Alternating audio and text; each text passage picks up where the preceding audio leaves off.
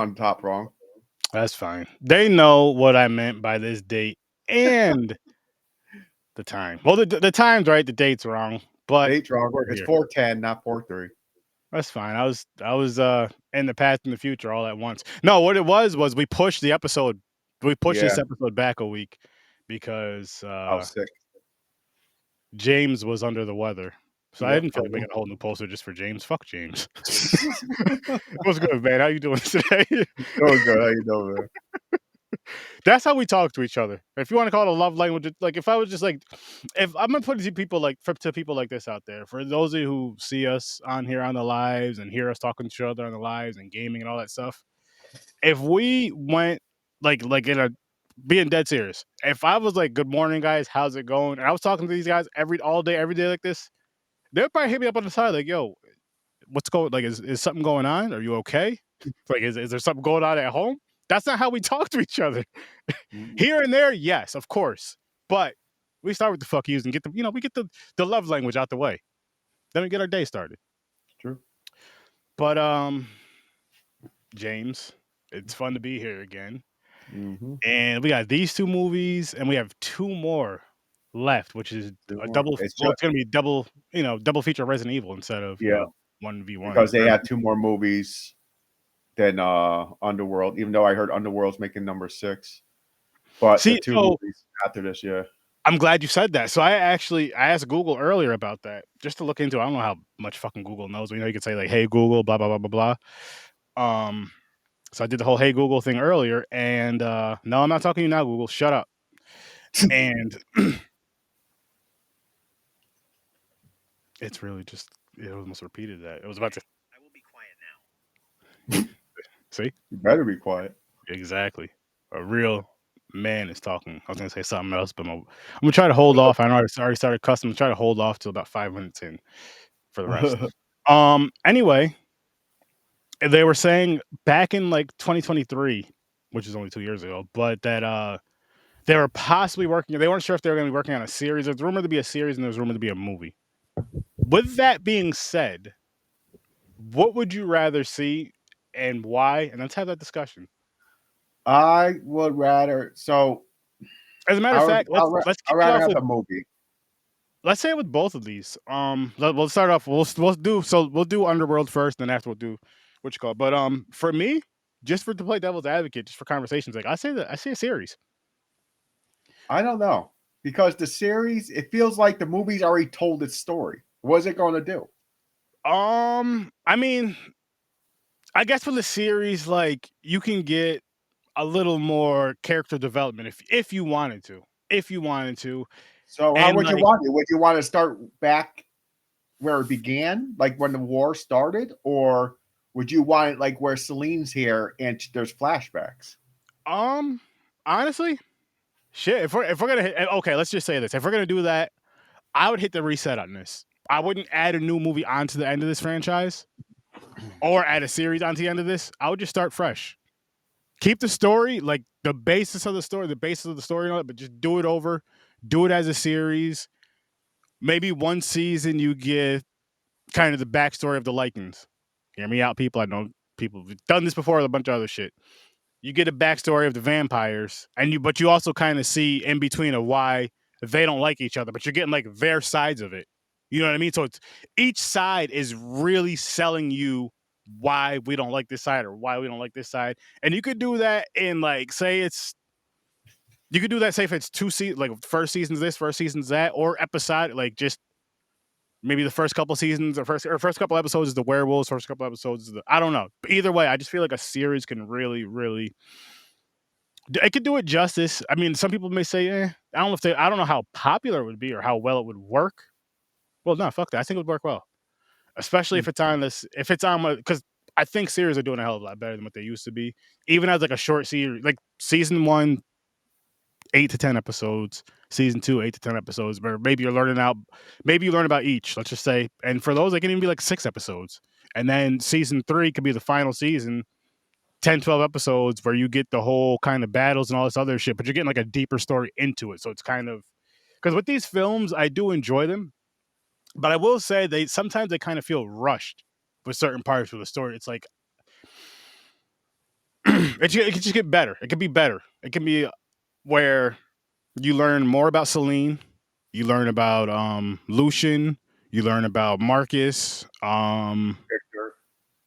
Victor, you learn about Michael. Ophelia, Michael, And like that bloodline, that family, because they mention that family a lot, the but you don't Corvus. really drive like all that. So like in all those, and then the way you get those backstories is for the vampire side, you get the backstory of all the vampire stuff, and then what's going on now, and then the Lycan side, you get the backstory for all the Lycan stuff and what's going on now. Which I mean, each season, whatever, if you want to build it up to where it's almost like a it's almost like a back and forth. So maybe it could be like episode 1, episode 2, where it's like a response to that. Here, like episode 1's about the vampires starting their first episode. Episode 2, kicking it off with the werewolves. So it's almost like how that began and what it's looking like while this is going on with the vampires. So you get like the basics of what's going on the other side. And while you're getting the basics of what's going on the other side, you're getting the deeper story of this, and then vice versa for the episode of that. You kind of get what I'm saying? What I'm trying to go with it. But anyways, you get to that point, and then again, you could do that for the first season or however you want to do it, and then maybe you can make it 2 seasons, 10 to 12 episodes, and season 2 is where they meet up. Like the end of season 1, that last episode of season 1, maybe they're like on the verge of getting towards each other. Season 2 is when they meet up, and whatever happens with the battle and all this other shit and blah blah blah blah blah. And some of this, how the stories intertwine with the love and all that, the love and the hate and all of that. Right. So 3, maybe 4 seasons. But to me, it'll just be hard because, like I said, like this is the type of franchise where they go, why are they fighting against each other? Let's go back. And that Lycan, the Rise of the Lycans, when they went back, was dope. I like how they told that story. So if I say like right now, they go, hey, instead we're doing a series now. So it's like hard. Are they going to do it from after like Blood Wars on, where she's trying to rescue her daughter, and everybody knows because of the movies how wide the Lycans and everything, or how you're saying if you want to add it on from 6, yeah, then you would have to, because remember how she's like going and walking up to her daughter at the end of it. You'd almost have to do it like that, and I mean. But with that, I still feel a series could be better because it's like you're gonna want maybe 2 or 3 movies, maybe, which isn't bad, which is not bad at all. But I'm just saying, just because of how far along the way it is now. Like that last movie came out in 2012, and for all that, it's over 10 years. You might as well just do a reboot. It's been 12 years. You might as well do that's why I say reboot it. Even if you wanted to redo the franchise again as a maybe instead of doing if you want to do the franchising as a franchise, the only difference, the way I would change the franchise, the same thing with the movies, just have maybe, even though it wouldn't be the same, but have it where one, you tell the deep story of the Lycans, one, you tell the deep story of the vampires, and then 3 and 4, maybe they're fighting. And you just do 4 movies if you want to do that. I don't know. I'm not saying they should remake it. Don't get me wrong, people. I am not saying that shit at all, because they shouldn't remake it. But if they were to bring it back, that's just some ideas, and that's just some thoughts on how I'd be interested in. Shit, honestly, I would even be interested in which I would love to find more of these. Remember the which this was like back. Shit, this was pre 2020. I'm not even gonna say that nasty word on here, but pre 2020. We were on the 5th floor, which is just as nasty as that C word for attitudes and shit. But when we would send, we would listen to a lot of like audiobooks and stories and shit. And I don't remember how the story went verbatim, but I remember it was a really, really cool zombie story. And they're like trapped in this building trying to get out. And it was just like an audio series. And something like that for Underworld, I think would be awesome as an audible series or an audio series, but not how they told the stories in here, of course, just more in depth and just something that really gives you because like this story, it almost gave you like, you could almost close your eyes and kind of see what was going on in a sense, or like feel you were there. Something like that, real descriptive, but kind of how these stories were, just better written, I guess. I don't fucking know, but that, I think this would make a really good audio. An audio series or whatever. I never looked it up. Is this straight up created as movies, or was this taken from like a comic or a book? Because there's a shit ton of vampire and werewolf. That's a good question. I don't know. So I don't know either. But or you want to do early want ratings on this movie, or you want to talk to it rated after? Shit. Let's do early ratings for let's do early ratings for Underworld first. Okay. So this I'm giving a 6. Ooh. And I'll explain why. I'm listening. Oh no, go ahead. Why don't we get talk to you? You can rate it first. Oh, I'll give it a 5.5. All right. So that I thought you were like, oh, really? This is good. Like really good. Like you got me there for a second. I was a little confused. All right. So the problem I have with this movie, there's some cool parts, but then there's some like, what the fuck is going on? This is not even like really continuing after the first one, like the last movie before this. What the daughter at all? She don't try to rescue the daughter at all in this movie.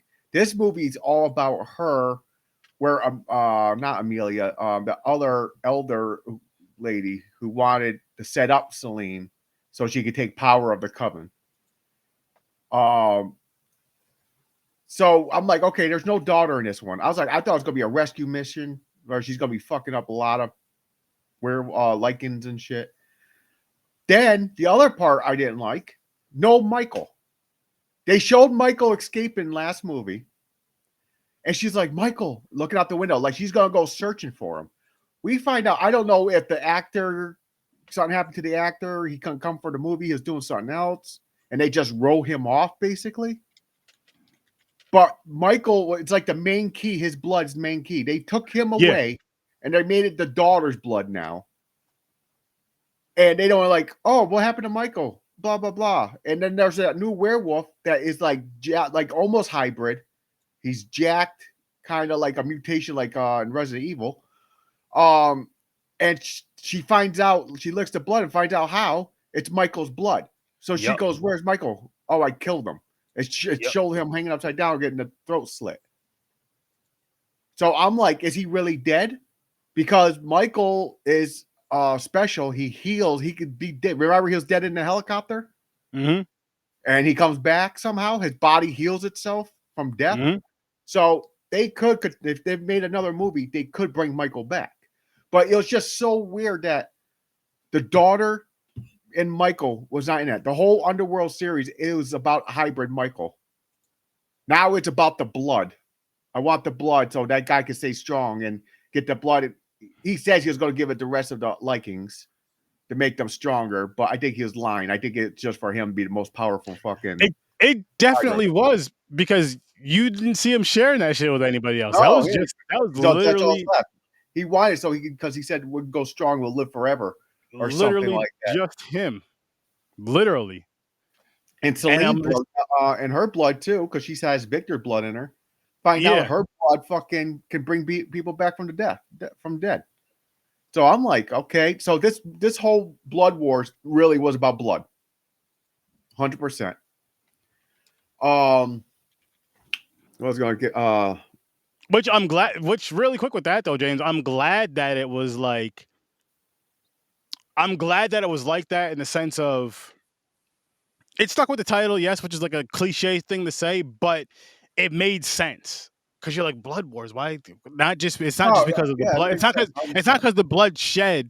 It's also because of, I mean, yes, Michael's blood was shed, but this dude was also drinking his blood so he could have, because Michael was a hybrid. So he had like the hybrid, not fully hybrid, but he kind of had some of that going through.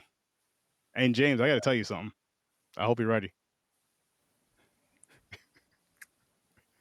What's up, Jizzy J?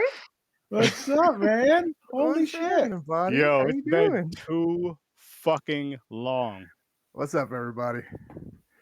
No. Fuck this. It's been too fucking long, yo. My hair finally grew back. There you go. It did. Getting there. Holy shit, man. How the hell you been? I'm holding up. Can't complain. How's everybody doing? I've been watching. Doing good, man. Good, man. Fucking Podding, gaming, same old. Shit.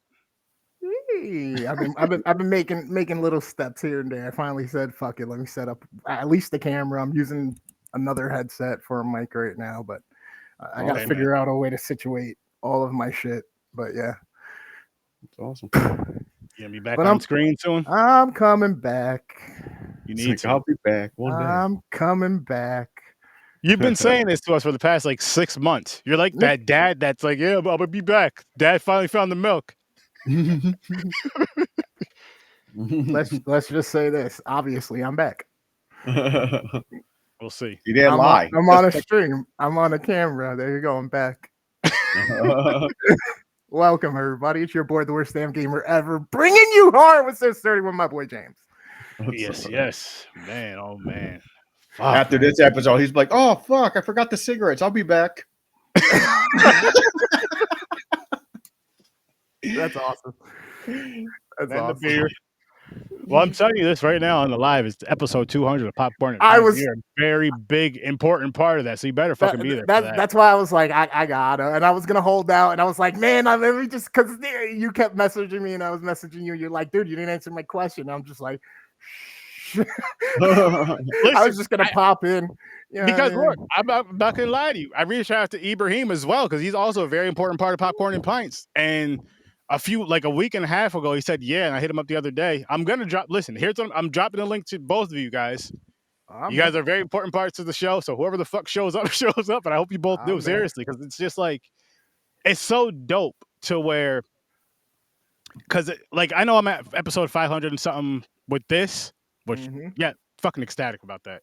Yeah. But to where like Popcorn and Pints because there's so many of them. You know what I mean? Like, yep. You know what I mean? So it's like to have at the very least, I'd say 3 of us always being on, or at least 3 of us being a part of it all the time. What's good, Blanquito? Chris, how you doing, my brother? For 200 episodes it's awesome.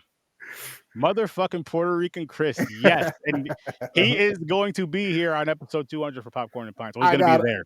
I gotta come through. You know me, man. The last time I was on a big thing with you guys in the scene snobs, I cut all my hair off. So I'm not doing that again. I just got it back. I just got it back. But you upset a lot of people when you cut your hair. Did because you had that long, thick, like my wife was like, "Is he really gonna cut his hair?" No, I'm like, "Yeah, he's cutting his hair for charity." And all the girls in the comments, they're getting all upset and shit. I think you started crying. I was not crying. I was sitting there while you guys are still doing this screen. We hit the goal, so. Oh, shit. And going back to that, though, the funny thing was, and the cool thing about that was, nobody coaxed you into doing it. That was just, you were like, yo, I'm just going to cut my hair for it. I was like, wait, what? Best way to fool immigration, yeah. See, that's what happens.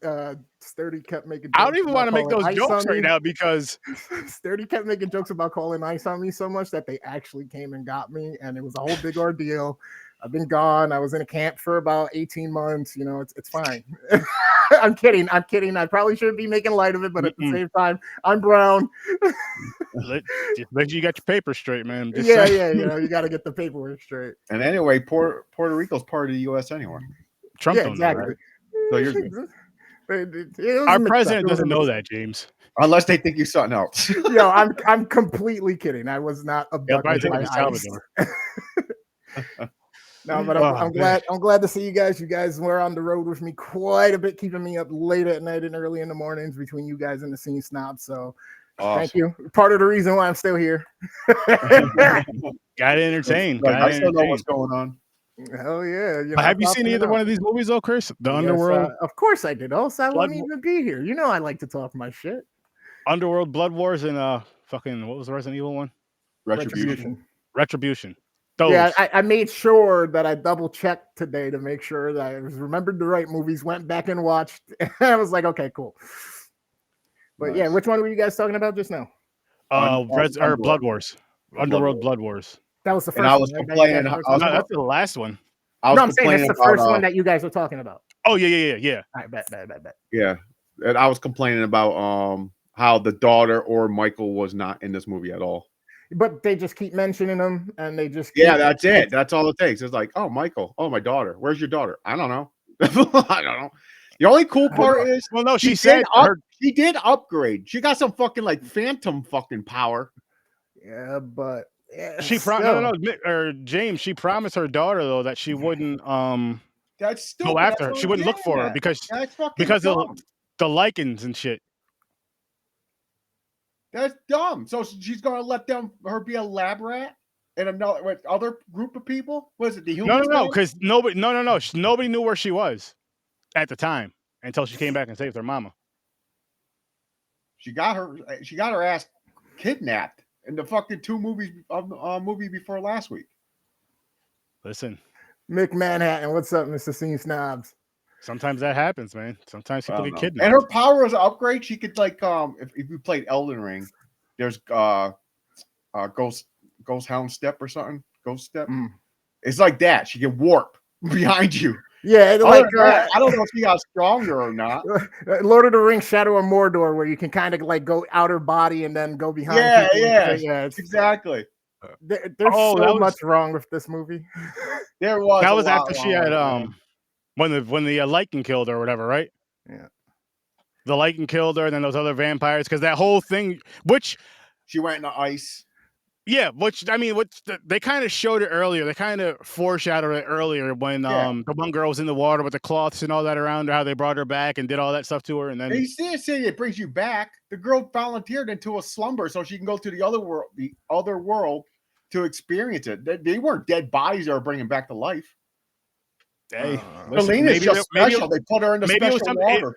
It could have been something they were working on, or maybe she just wasn't all the way gone. And if anything, they should. That's another thing. She disappeared. They should have shown what was going in her mind when she's there. Did she really go to another world, underworld, or something? And she made a deal with death to bring her back. Shit, considering it's called Underworld, right? You know what I mean? Yeah, exactly. show some link between the two paranormal entities. Yeah. You know what I mean? Vampires, and hey, maybe this is where their true power comes. Who knows? But then she was gone for like 10, 15 minutes of the movie. At the end, like there's like a whole 10 minutes went through that she shows up out of nowhere. How did she get there to hit back here with the whole clan, the whole coven of the Nordic coven within hours, where it took them fucking forever on train to get there?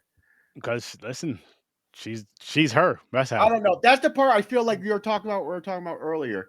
It feels rushed. It's like they said, "Fuck, we had to take this chunk out and smush it." And that's why I said with the whole like I don't want to say racist, but if they were to do a reboot or a remake of this, because they love doing that shit, I would say if you're gonna do it as a series, because then you could get more in detail with the stories. You can get the backstory, which people do like that stuff a lot. The backstory still give the good action, all that fun stuff that people like to watch, and then you can you know what I mean. But and another thing, does Underworld have a huge following? I don't know. Oh, they made 7 of them, right? Maybe. But they do. Sometimes they do that just to do it. I mean, Kate Beckinsale. What's her name? Kate Beckinsale. Kate Beckinsale. Yeah. Yes. I mean, she's great. She's good, and she started off the series strong, and it was decent development and all that stuff between the characters, and then the love interest. But at the same time, you're kind of riding a dead horse. You can tell the material's running out. You can tell that the writers they literally repeated the bullshit about the daughter like 100 times.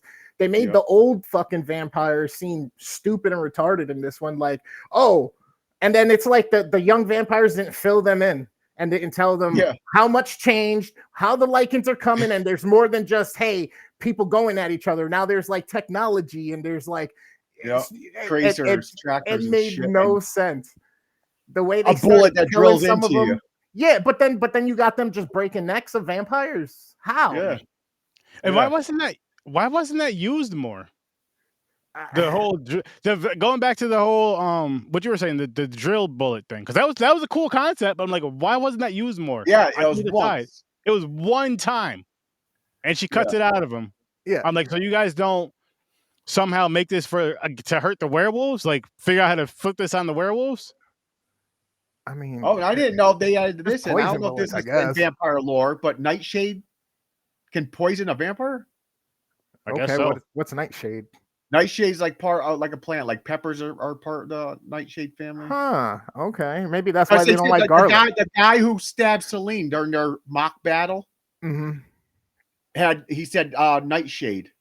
He goes, he goes, your blood, you're strong, you're really strong, so you shouldn't die, but it's gonna paralyze you. Yeah. But still, so many cool little bits about the story and this whole series, but at the same time, I feel like I said, they got too far away from things. It's ran on for long. It's tired. Some of the battle, even their stupid shit with some of the shoot offs, like they're like right in front of each other and they're just all missing each other. Yeah, exactly. Like it I don't know.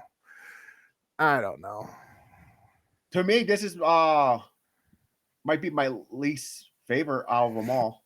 I think Rise of the Lycans is my favorite. Yeah. Now, mind you, I will say this, when I first saw this, I was kind of like, okay, it's not bad. It's still, it's a continuation of the story. They can fill you in right from there, from the last one. Like, and that's always cool when that happens because it's like you get right back to it, and I enjoy that. Yeah. Right. You know what I mean? But then they give you too much of all these other blips of all these other things that kind of, you're like, okay, you're just beating it all down. You're just beating it all down. Like, almost filler. It almost feels like they're throwing just filler shit in there just to make it. It's like this movie needs to be this long, so let's throw that filler stuff in. And then removing things like Jay said that, like it's like they took that out and was just like, fuck it, let's just mish it all together. But then they're adding other things in. You know what I mean? Like what was going on with Celine. And the daughter, we need her, we need the blood, and then all of a sudden they're just like, fuck it, we're out. Yeah, we're out. Well, no, you got to remember because the daughter came back and fucked shit up, and then they were like, you know what? On second thought, maybe we don't want those problems anymore. What do you mean the daughter came back and fucked shit up? When her daughter came back, remember at the end? You talking about the end where she was dreaming because of she was having like a connection with her daughter? Yeah. Not during the war. You're not talking about when the white hair. No, not her. Yeah, when she came back with the white hair. And then that's not her daughter. No, that's her. No. I meant fuck. Hold up. Celine. Thank you. Oh yeah, Celine had her white hair because she basically died. So I guess when you do that water dip, it's what's it called? Lazarus. The Lazarus pit. It's the it's kind of like Born Again Christian. She comes out. Oh gosh, she did baptism. She did baptism. That's it. Dipped her in water and said, "Hey." Well, why you're up in the fucking Arctic, man? The water was so cold it just turned her hair white. That's what happened. It fucking sucked the color out of it. I don't know. But I was hoping Michael's gonna come back because it's been a while, and I thought he's gonna like his powers grew. I thought he's gonna be like a fucking beating the shit out of people. But he was, and that's because hang on. So when this one ends, doesn't she say they're going to look for Michael? Her and her daughter. No. Oh, she thinks Michael's dead.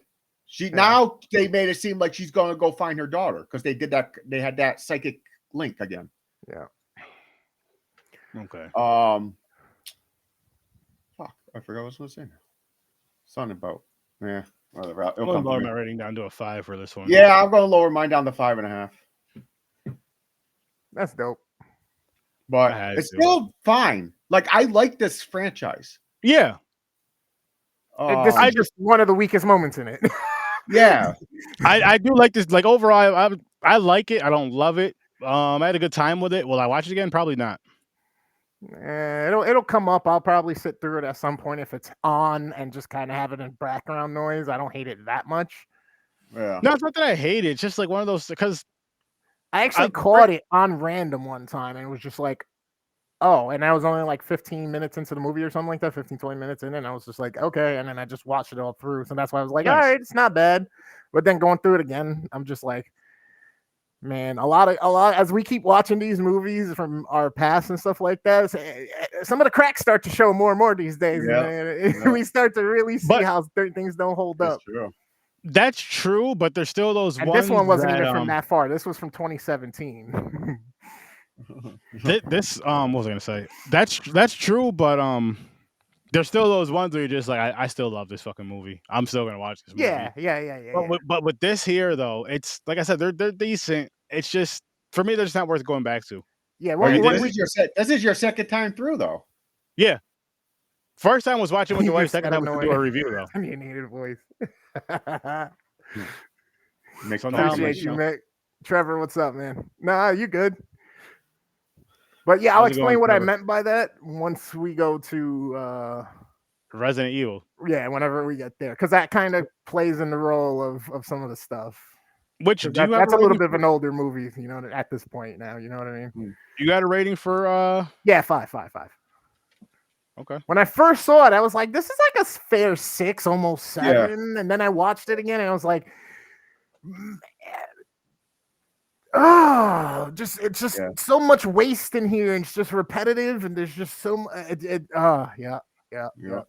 Yeah. And don't get me wrong, I know it's entertainment, but at the same time, and it did entertain me. But there's levels to this shit, man. Don't just entertain me. Yeah, they even rip off the fucking Lucius story. They had another fucking secret werewolf and a vampire love thing, even though the werewolf was using her. Mm-hmm. But what the fuck? I'm like, wait a minute, you already did this. You did this with Celine and. Well, technically, Celine was a hybrid. It wasn't full werewolf, a lichen, but still, same thing. Then it was Lucius and Victor's daughter, Amelia. I think it was Amelia. I forgot her name. You figured though, right? And this is where, like, watching these movies, I've always was kind of like, not for nothing. After all this time, like, we're talking hundreds and hundreds of centuries, thousands of years, right? If you think about the stories of vampires and werewolves, and why the fuck, if all of a sudden you realize if y'all come together, it's crazy. Yeah. Why won't y'all just start fucking? Exactly. You know what I'm saying? Your own baby, like she did. Start a whole new race. There you go. And now you're the ultimate of the ultimate for everything. Then you guys all be against the humans, you know? Yeah, but then I bet they'd be in fear that then those will go just kill them all, wipe them all out, and just continue by themselves. Yeah, it's just fucking crazy. Forget the regular vampires and like, yeah, you're right. You're right though. You're right, because shit, man. Because why not? It's like, yo, you can have a daywalker, you can have a half fucking wolf beast vampire, unlimited life and strength, and just fucking do it, man. Stop fighting each other. Make love, baby. Yeah. I mean, if they could, well, because you got to remember, Michael was still human. No, shit. Is it too soon to say that this was kind of like a big old Diddy party anyway, where everybody like feeding off each other? I got a question about her powers though. What's that? Which ones? So, what was it from the blood from Marcus's father, where she could sit in the sunlight? Oh, Celine? Yeah. Because somehow she can go in the sunlight. Then she saved that one dude, brought him back, and gave him he drank his mother's blood, or she gave him some of her blood, and he can go in the sunlight now. So they became Blade. They came fucking daywalkers. Yeah. So at that point, like, hey, can I get a little bit of that? Yeah. And then go around the camp, make all then you all go in the sun. Making friends with the werewolves, and then you take over the world. Shit, she should have fucking donated her blood and sold it. Like, yo, give me $1 million. You can walking in the started a TikTok channel. You know, she could have been on What's Not, selling her little vial of blood. You know. Yeah. What the fuck? Yeah, but then you gotta have people like in this movie, the one lycan that was trying to kill her, and everybody other vampire to get more of that blood. So that won't work. That betrayal came out of nowhere too. I thought they were actually they actually showed the scene where she's training them. Mm-hmm. Right, it was all a setup for fucking that bitch. Fucking just wanted her blood so she could be strong like Victor. Yeah. What the hell? Yeah, that's how it goes. Well, stronger than that though, James. Because I really thought she was taking on like the Blade role. No. Like Wesley Snipes is coming in and like, you guys are all bitches. You don't pay attention.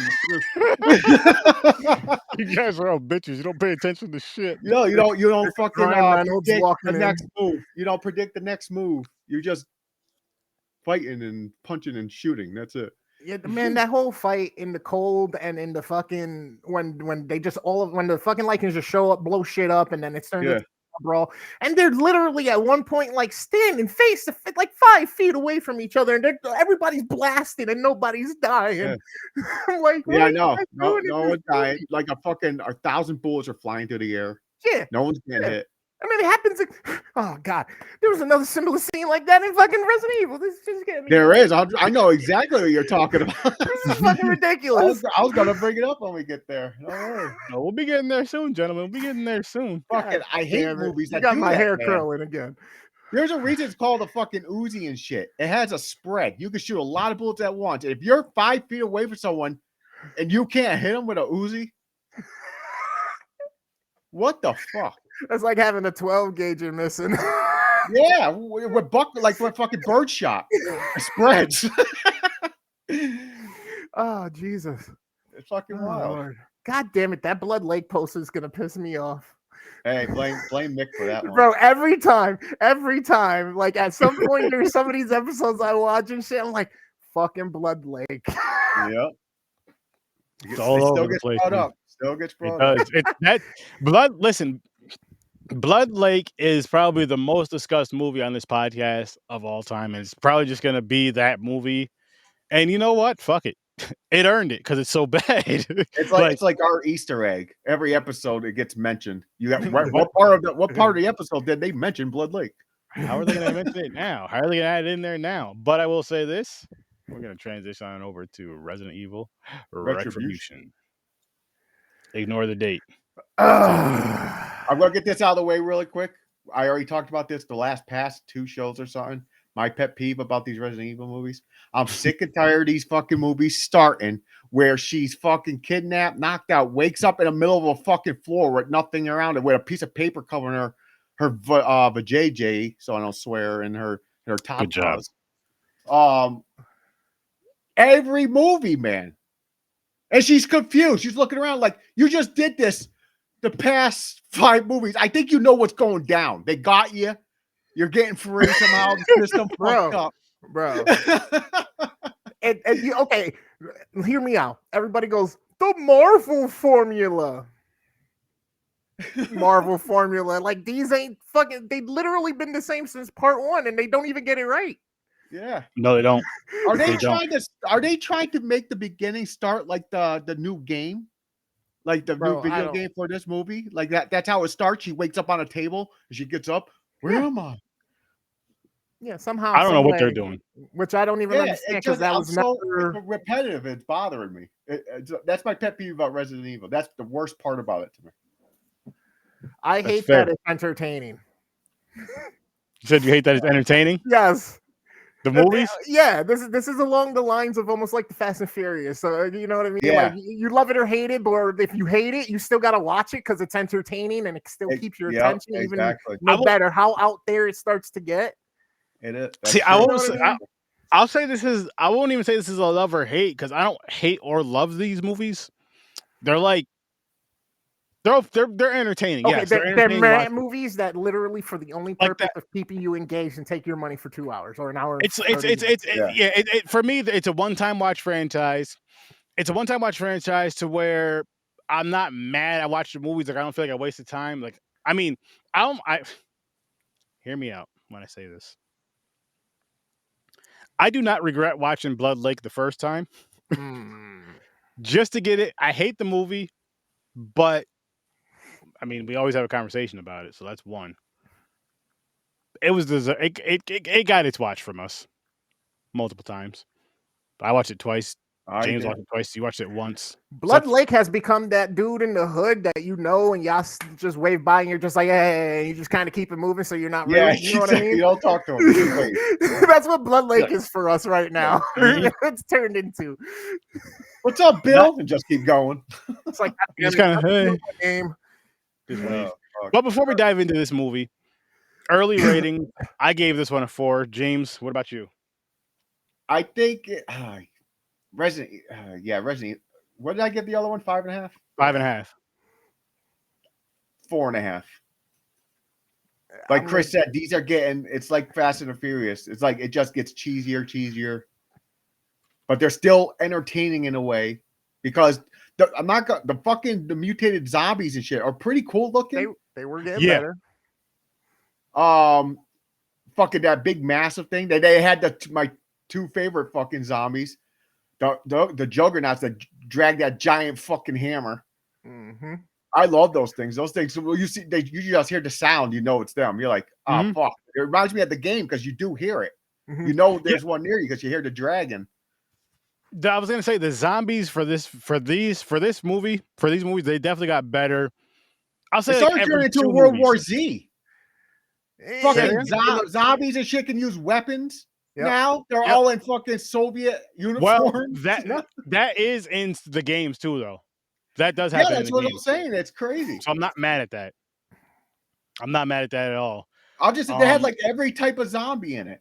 Like since this movie started, like the first movie until now, it's like they're showing like a small version of zombies evolving.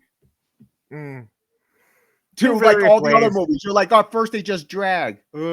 Then the next one, they're like, they're a little bit faster. Then you got the running ones. Then you got the ones who use weapons. It's like they're showing their evolution. Yeah, kind of. I mean, it's cool. That's okay. I kind of like that, like in the aspect of like The Last of Us, how they did it as well in that storytelling, where the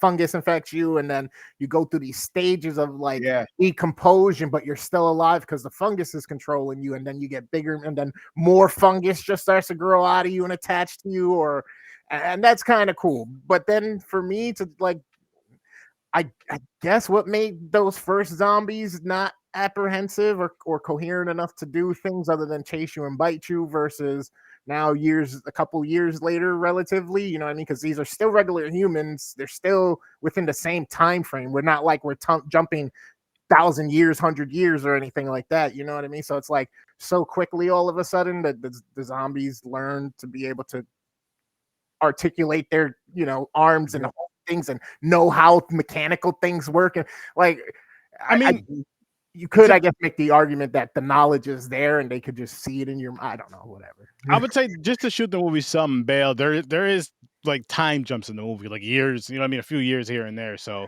yeah, but not crazy amount, you know what I mean? Like an advancement of like any evolution of a species, you know what I mean? That you go from chiseling to electric car, you know what I mean? Yeah, but I mean, movie's got a movie, man. They even got this movie even came down with they finally got Alice's blood, enough blood to make where you can inject yourself and become a super fucking like she is. Yeah. Mm-hmm. See, and like you said, movie's got a movie, and that's the hard part about both these two series of movies, these two franchises, is that they're movies, they're entertainment, so you can't, like, everybody dogs on them for certain things because of continuity issues or things that aren't, it's fake, it's this, is that. It's like, yeah, but it's not meant to be. This is supposed to be an escape. It's not supposed to be realistic. We're talking about vampires that are supposed to be mythical and something made up anyway. You know what I mean? We're talking about zombies.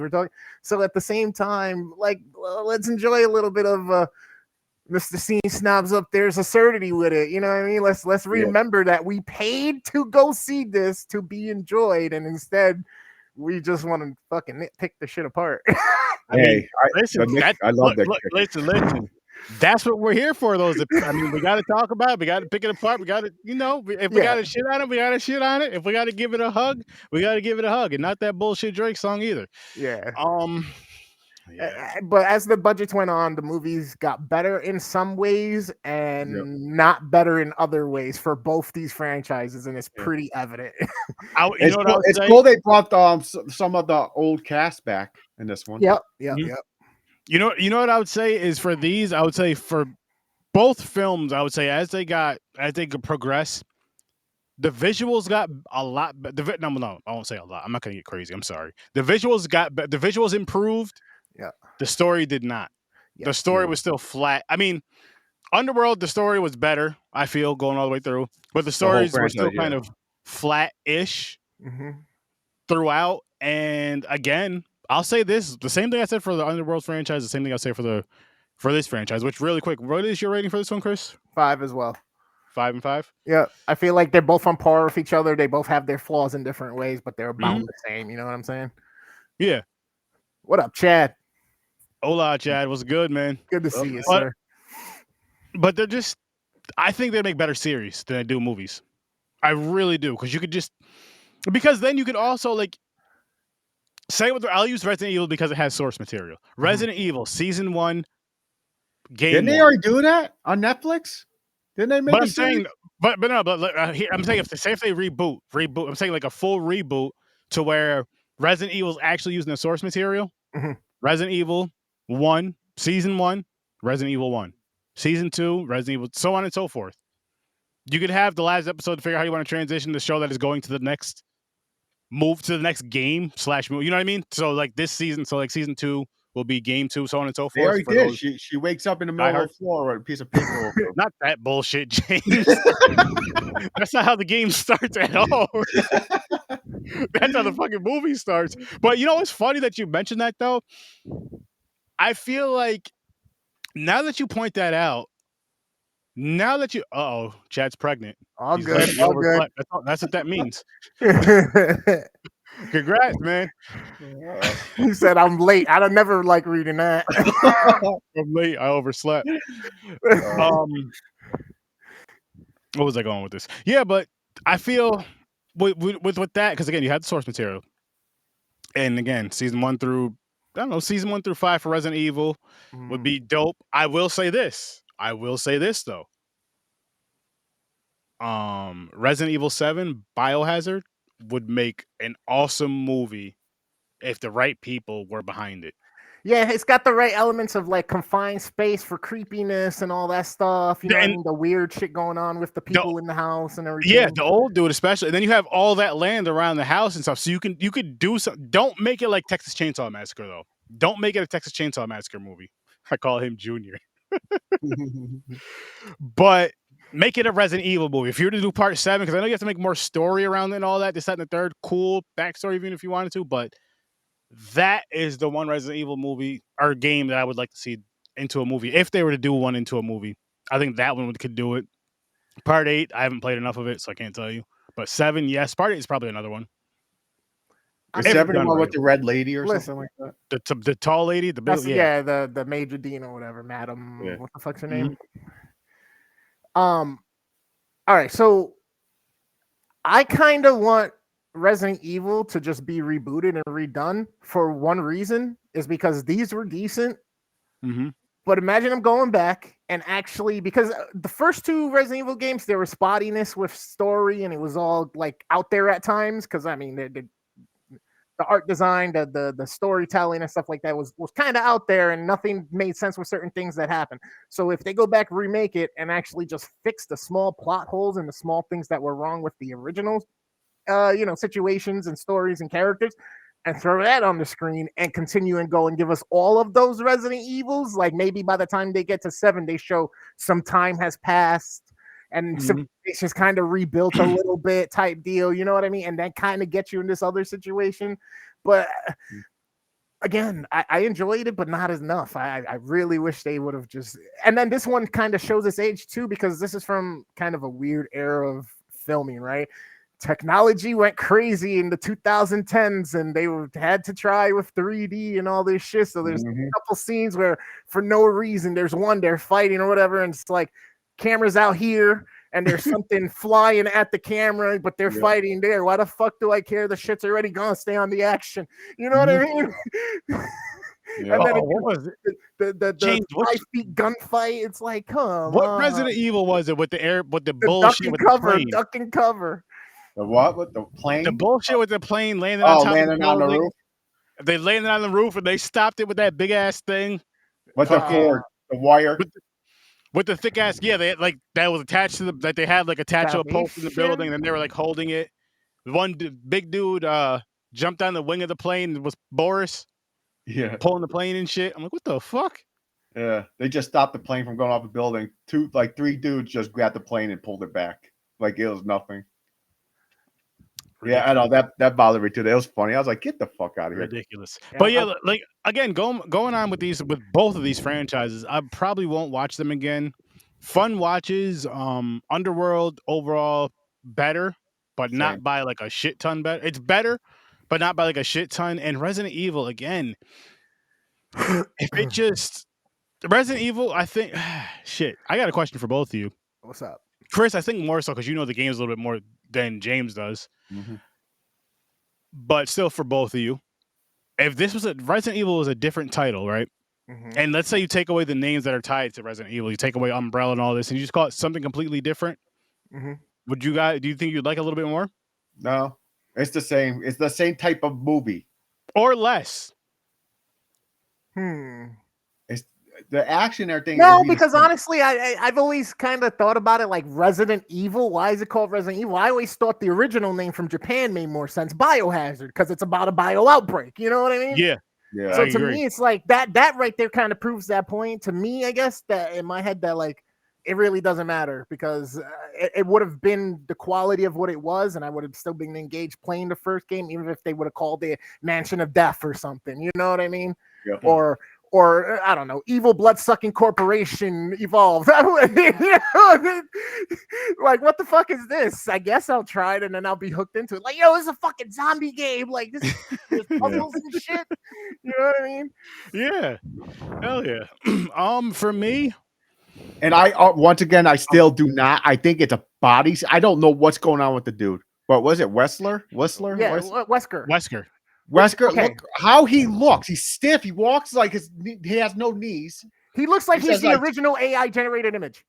Exactly. He does. Yeah, there you go. Yes. There you go. Yes. That's exactly what that It AI does- started with this movie and it was Wesker and it was bad. Just And use that's his why we normal want- body. Let him walk around like fucking normal. What the Bro. hell? They CGI in his body?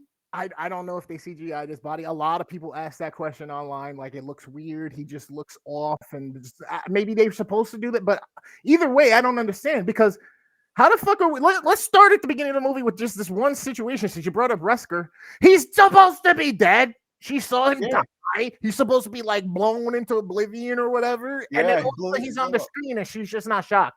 Wesker. Yeah, Well, I know. didn't Yeah, like I- she knew he was alive. Like I knew it. I feel like we got a sign that he was alive in the last movie. I don't remember verbatim because it was a couple weeks ago now. I don't think so. I think the whole explode. thing- We may have as the audience, but she had no clue. She thought he was Yeah. no. Yeah. I think that's what it was more like. I think we more got like a wink or something. I think we got a wink. We got something from him to let us know he was still here. Yeah. I don't But know. her, yeah, I think you're right. Yeah. That's what it was. That's what it could have been. That's what it could have been. See, and he's also part of the reason why I like the things I don't like about this series. It's because he's just a continuing. I don't know why it's so long running. Why they're so enthralled with the character of Wesker because he's pretty much gone already after like the third one. You know what I mean? So it's Mhm. kind of like, why do you guys have this fascination? I guess maybe they think they have to have this duality of heroism and antagonism between fucking Mila Jovovich's character there. What the fuck's her name again? right now? Alice. Why can't they? You know what I mean? So I think that's what it was. They just wanted that nice looking female with that, Chad looking, good looking Hollywood guy or whatever. Nice. But yeah, I don't know, man. Damn, it takes you 10 minutes. So I just That's a realized long time, Mick. it just hit me. That's a long time, Mick. Well, he's extra excited because Chris is back. It just hit me. Poppy. So as far as us talking about the ratings, right? I'm sorry if I'm talking too much and I'm ranting. No, you're You're good. good. It just hit me. So the reason why I put them on the like scale of 5, like I said, they both have their flaws and all that stuff. But for me, it's I have more fun watching Resident Evil because it's so ridiculous, and the darker undertones of Underworld kind of draw me in more with the story and the development that it had early on in the series and the franchise, which kept me engaged. So for a more serious, darker, but still fun kind of actiony tone, Underworld. But if you want just like a crazy fucking animated cartoon of a movie with people in live action on a story of a game you may have remembered, go for it, but don't expect that game because they make it like it's even a worse game than the game was. Yep. Yep. That's true, 100%. Hell yeah. Bald, beard, and beautiful. Nice chat. Bald, beard, and beautiful. Bald, beard, and beautiful. But now I was gonna say, one thing that I was talking that, which you guys both know, Henry, and got people watching. I mean, you guys heard my brother. You guys heard us gaming together. Henry, Hank, all kinds of crazy shit that I call them. But I was talking to him about these movies recently, and he was saying, because he's played through all the games, This is his this is his favorite franchise, video game franchise by far. And he was saying there's a lot. He was like a lot of things that obviously because it doesn't follow the game how it should, well at all. But a lot of the bosses, he was like how a lot of the bosses were some of them were underlings to other bosses. He's like that wouldn't even that's not gonna. They wouldn't work together. That's not gonna happen. That there alone is just come on now. Which again, if you're coming from somebody who've never played the games, I think you'll have fun if you like this type of film. You'll have fun with these. But even then, though, outside of Resident Evil being attached to the game, say if you detach from the game because it's not really attached anyway. It's decent overall, but there is better zombie franchises than this. There's better zombie movies, way better than this, with the action and all that in it. But this is still a fun watch. And then going back to Underworld, just because we're on the last one of Underworld, Resident Evil, we still have another week. We still have 2 movies left. With Underworld, I'll say, yes, I'm retiring it from my watch, but I do feel like it is worth the whole franchise watch. I really do feel like it's worth a watch at least one time. If you're someone who's never seen them before and you have a friend, family member, significant other, whatever the case may be, that really does enjoy these. And the reason why I say that is because it'll draw you more into sitting down, watching them and paying attention to them versus trying to go watch them by yourself. If it was to go to watch them, but I wouldn't.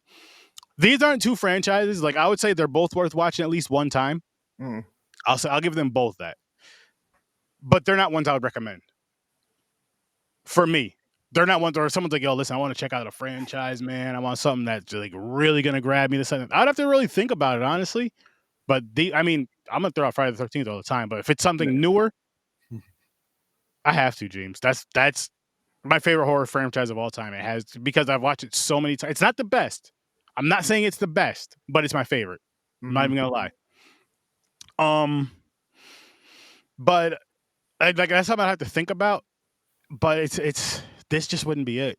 And honestly, it's really tough with franchises when it comes to horror. I'm not saying that there's no good ones out there, but as far as top to bottom, and I'm not talking about fan opinionated and fan bias because I do that with movies that I love and I don't give a shit.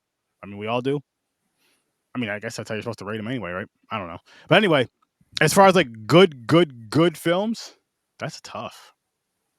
That is tough. I'll tell you, I saw a trailer the other day and I was kind of excited for it. And it's been a while since I've been watching any horror movies or anything like that. I stopped watching horror movies for a while. I don't know why. I just started feeling weak. I know why. I don't know, man. Why do I keep watching all this shit and all this gory shit? And what it was is when he left us,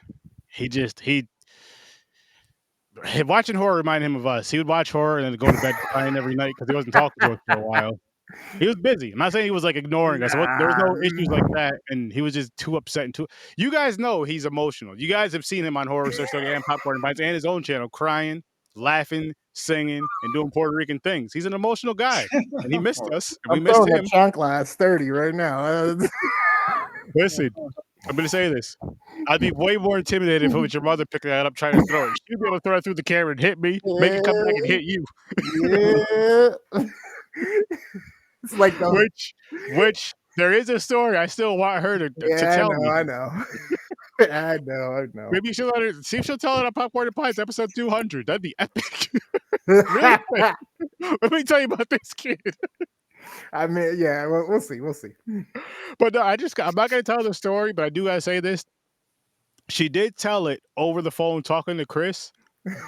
Or no, she didn't tell it, but Chris was like, Ma. He was like, yeah. He was like, Sturdy wants you to tell a story about, I'm not going to say what, because the story's been told out here before, but I want him to tell it on Popcorn and Pints if he can, or his mom to tell it more so.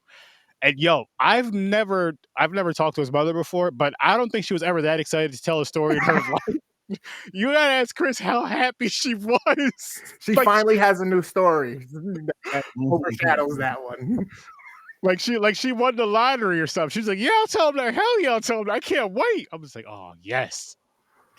She one of those old school. Because you know how, Chris, you know how some parents are back in the day. Like, I didn't do that. Like, no, your mother was just like, listen, Nah, hell I'll yeah. do it again right now.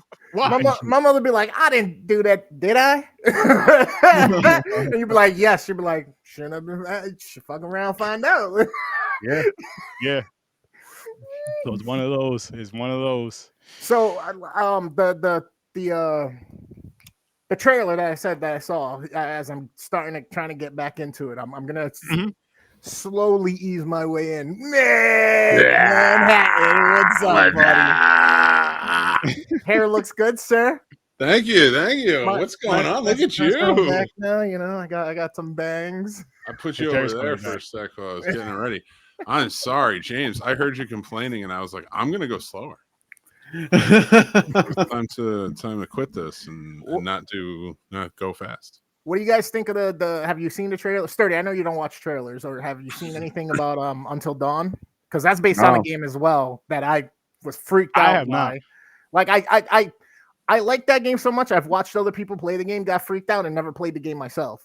So I need to play the game one day, just like the Evil Within. That's another one that's a trippy one that I wish they would make it to a movie. I actually have that game is the Evil Within 1 and 2. I've never finished it, but that is a really good game. The feelings I would get playing it was, bro. I can't like that game's creeped and scared the shit out of me. No matter how brave I would get and start doing the shit and going, I'd have to stop and take breaks. And then if you do it with like headphones or surround sound, bro. Oh yeah, I'm gonna tell you this: some traumatic damage. You're gonna need better help. Not a sponsor, but can be. Definitely can be. Fair. Oh man, you sponsor, I'll use it. But how's that? Shout out to BetterHelp. That's really putting the pressure on you guys. But I'm here to talk about Magnum condoms. Your boy Jimmy Dorex. You give them to me, I'll use them. I won't. You give them to me, I'll give them away. So that was my nickname in college. Magnum? Jimmy Dorex. Jimmy Magnum? Jimmy Dorex. Dorex. Oh yeah. Oh shit. But Chris, I know I've been telling you this game. I'm talking about this game to you damn near 3 times a week. Phobia, I know. Fucking phobia. Man, I'll see everybody play that shit. I'm scared. I scream. That's fine. So does my cousin Jeff. It's probably a light skin thing. But yo, I'm telling you, you have to get on there with it. It is so damn fun. No, it really is. Fortnite has a version of it that somebody created on there or whatnot, and you get to go through different zones and stuff. You got to use the equipment and stuff, and it's super fun. You know what I mean? So I get it, especially if you got the right people playing. Yes, and so real quick, what you guys should go watch the stream, go watch the thing. But it was last Friday we were playing, right? I'm like, yo, we're using this equipment and stuff, and I'm marking shit off. I'm like, yo, I know what the ghost is, guys, right? So I go back on the truck. I'm like, I'm about to just close this up because I know what the ghost is. Yeah, man, don't be soft, don't be scared, don't be a bitch, come back in here. Blah blah blah blah. I'm talking all this shit, and I knew what the ghost was. Like, so you could like mark off to guess it. Yeah, you know what I mean. You could like mark it off, mark off shit. And you can guess it. That way, if you do go in there and you die, you still at least get the guess of it. And if it's right, you're right. So of course I do this. I get inside the house, yo, door closes. 2 seconds later, done. I'm like, I should have never listened to you guys. I'm not listening to these guys no more. If I have it in my head, peer pressure cannot work on you in video games, people. If you're scared to go back inside like I was, and you feel like you know what the ghost is, just figure it out because you're gonna get more points or more money and shit. And I went and listened to these guys for no damn reason. I literally walk right in the house. Freaking my flashlight starts flickering, the door shuts. I'm like, you know better. You watch horror movies. Don't go back to the fucking house. You black. All the time. All the time. Leave the masses in there. But at the same time, though, it's easier to go back in a video game than it is like in real situations. Like, you know what? Just live on because someone can tell the story. You know what I mean? Well, Sturdy, could you see that game in that VR like last year? Yes. That'd be crazy. Yeah. As a matter of fact, I'm gonna I have a VR thing I can use on my computer, and I have Steam. So there's a couple of those games that are like that and similar. I am gonna test. I just have to get it all working right first before I just go ahead and start messing with it. But once I get that figured out, yes. But Phasmophobia, oh my goodness, I would love it. I would love it. That'd be awesome. As long as the VR portion doesn't bother me too much, like if playing it too, you know what I mean? Because I know some people get sick or dizzy from it. I haven't played it in a long period of time to see that. As long as that part didn't bother me, because I like playing that game for a couple hours. Like last week, we got on at like 10:30, 11 o'clock. We played. Me and Jeff played till about 3:30 in the morning. I wasn't streaming the whole time, but we played till about 3:30 in the morning. And I'm just like, it's just because what it is though is it's again going back to childhood. You get locked in with the game. One, and then you get locked in with gaming with whoever you game with, and the conversations, all just having fun, talking shit, and all that. So it's just like, oh shit, it's 3 o'clock in the morning. And yeah, it's you got to get the game. It's only like $25, people. I don't be scared all the time. What is that on the? You got it on the PS4 now? 5. I got 5. You got the upgrade. That's right. That's right. I can't play it because I still got Xbox One. They don't make it. It's on the 5, and it's on the 5, whatever the newest Xbox is, and then it's on Steam. But it's cross-platform, which is dope. Yeah. So if you guys are on Steam, you can also play it on that too. And it's Resident Evil 5 would make a dope fucking action flick, man. With done right, yes. You know what I mean? Going back and forth. Hell yeah, it would. Sorry, that just popped in my head because we were thinking about things. No, you're right. If done right, that could be dope. Done right, I enjoyed it playing it with somebody else, obviously, because the person you're playing with has some intelligence, not like fucking Shiva, who's annoying as hell if you leave her AI and she just gets in your way and dies all the goddamn time. Yeah. But yeah, I think that would be a dope thing to see as far as them go down the line. Again, this is why I want them to do the remake and I want them to reboot it. Not even remake, reboot. Just reboot the shit, start it over, fix the small plot holes in the original stories. Fuck doing this, episodically with a series, even though it works better. But at the same time, I think there's enough of that fan base that you can swing for the fence and get the big ticket money from it with, a big AAA title. You know what I mean? Going Hollywood with it. If they do it right, just fucking. That's the thing, though. Is like with that. I mean, either way, they'd have to do it right. And another thing, I mean, because you could just, like we were saying earlier, like you said earlier, with The Last of Us. Take a page out of the book of The Last of Us. But that's the thing, especially in this age, there's so many examples of other creative pieces of media that have done it right that there's no excuse anymore. There really isn't. At this point, it's pure fucking ego, I think, on the basis of the creator or the writers who are doing it. Yeah. I don't to already shit that's established, that's good, that's founded.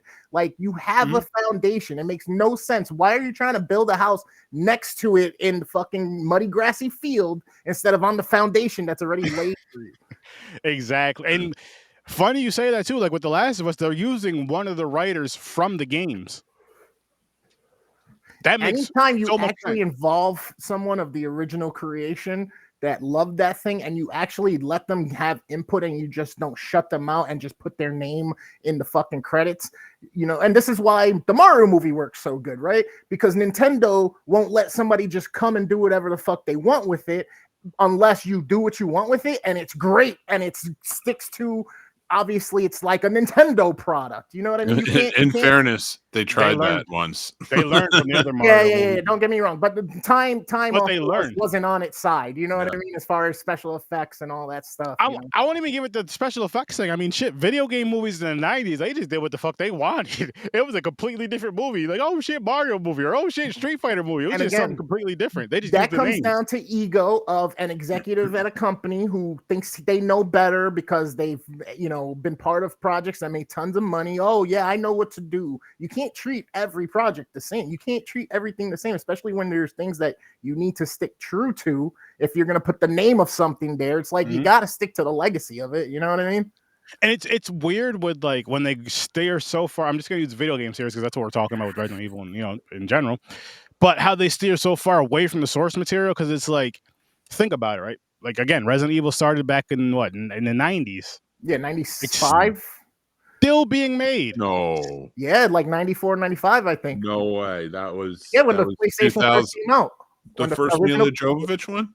No, games. PlayStation. Oh, games. I'm sorry. Games. I was on the movie kick, and the movie was like 2000, I think, or 2099, something like that. 2001. Yeah, I think it was after. No, that'd be like 2002 because it was after. Fifth Element and all that. So the first game came out March 22nd, 1996. There you go. Yeah, 30th anniversary is coming up. First movie came out 2002. Which that's still kind of fast for there to be, even though, we've had, it's about the same from The Last of Us, if you take that as one of the last examples of something that was a mini game that got a series or a movie. I mean, at those times, though, they weren't doing that. They were just using pretty much the game title and throwing it together. But what I was going to say, though, so from 1996, and there's talks of a Resident Evil 9, which will be coming out, say, 2025, 2026, 2027. So let's say from 1996 to 2026, they're still making these fucking games. These games are still relevant to the point where diehard fans of these games are still getting them, still playing them. And then they're even doing like remakes of part 4, part 3, to where the fans are buying this. So like, if you do them, going back to what you were saying, and so if you didn't do the series, but you did a movie, if you do either one justice, but if you do a movie justice, that first movie is going to say a lot. That first movie would say a whole lot. If you guys rebooted this, and we're just like, you know what? Let's take a page from, The Last of Us and really use this source material. If you don't knock that first movie out the park, people aren't going to be in droves to go watch the rest of them in theaters. What would you say was one of the success stories from our recent time of filmmaking on a reboot that you could be like, oh my God, they killed it. They actually brought it back and gave the life back to this with it. Oh, I can't think of one. You know what I mean? Evil like Dead? I enjoyed Nightmare on Elm Street. Don't get me wrong. Evil Dead was decent, was good. The originals, for some reason, just hit a little different. You know what I mean? Like it's good. I mean, if you want to go with my personal, Texas Chainsaw Massacre from 2003. I love that. I like that better than the original. That's a decent. I know a lot of people they don't, but I do. And the Friday the 13th, right? I also like as far as when that type of stories, when that type of movie with the blood, guts, and gore. Like I like blood, guts, and gore in those type of films. The first one, though, I love what it did. Don't get me wrong, but 2003, 2003, that's my favorite one of the TCM. So I would say that, but that's not. I don't know if that's necessarily across. I don't know if there's one that I can think of that's across the board. Like this is fucking better. Maybe The Thing, because it wasn't the original from like the 50s. If you want to use that, but I don't know how many people know about that, and it's different. What's a newer reboot though? What's a more recent reboot? I'm trying to think. Ways. That's what I'm thinking. I can't think of one. Yeah, I feel like there was a section of time from like 2010, 12 to like 2017 where that was the magic spot. That 5 years of like reboot. I mean, was the Evil Dead considered a remake, reboot? What do they? The Invisible Man was good. Okay. See, and that's also so like discerning to me because we have so many examples. Why can't DC get nothing right? I know. I think they're about to. They might. They might on this next one. They might. We'll see how it goes. I'm gonna stay optimistic, but I'm not very. I'm not rallying for it, but I'm staying optimistic. You know what I'm saying? Same. Fair. A Blob, okay. The Blob. Thanks, Grandizer. Appreciate you, Grandizer. I liked Spiral. It was sort of a sidequel reboot of Saw. Saw, okay. Oh, shit. And I still haven't seen it. That's the one with Chris Rock, right? Yeah, that was good. I haven't seen it yet. I might have to watch that tonight then. Yeah, I really enjoyed that. Actually. Candyman. Oh. Okay. See? That was good. That's good. But they see, but these are still just to play devil's advocate, I guess, Maker, to argue it a little bit, not even really argue, but because they kind of called it a spiritual sequel from the original one. Not necessarily a reboot, but still, I feel like it almost falls in that same kind of range-ish. Some say that the Evil Dead was a reboot of 1970s movie, The Equinox. I've never seen The Equinox. Me either. Have you heard of that before, Mick? What Grandizer just said? Ooh, I like that. I love when people come in the comments and give shit that's like Equinox sounds like it would be a space. They were both good. Okay, well that's good. At least we know we're gonna be in. Oh no, see the Grandizer. It doesn't have to be like the original was bad. It's just you enjoyed the remake better. Yeah. You feel like the remake kind of was the way it should have been done, or a better version of it, where you were like, man, like it revitalized. The OG could still be Afterlife. Great. Say that again. Ghostbusters Afterlife is the shit. And Scream 5. And Scream 5. So I thought Scream 5 was a really good reboot. Which one's 5? New York? No. Well, no. 6 is New York. Okay, 5. Okay. I'm kind of with you on that one. Yeah, because you like. Of course, you like the New York one. Well, no. That wasn't what I was getting at. Here we go to Jersey, New I was York. trying to just remember which one it was. Nah, I spent a lot of time driving to Jersey. All right, quick, Nick. Better pizza, Jersey. I got used New to York. dog handles. I had some pizza. You know what I'm saying? I met some cool, weird people. I've hung out near the Meadowlands. We're good. We're settling this right now. Sturdy. What'd I say? Mick, all right, Chris. Mick said that New Jersey has better pizza than New York City. What do you say to that? You're bugging. There are restaurants all around the world that will import a filtration system for their water to make it. I did not say that. You're bugging. I said that it's, in my opinion, as good. It's decent. Don't get me wrong. But here's the thing. Here's the fucked up part, right?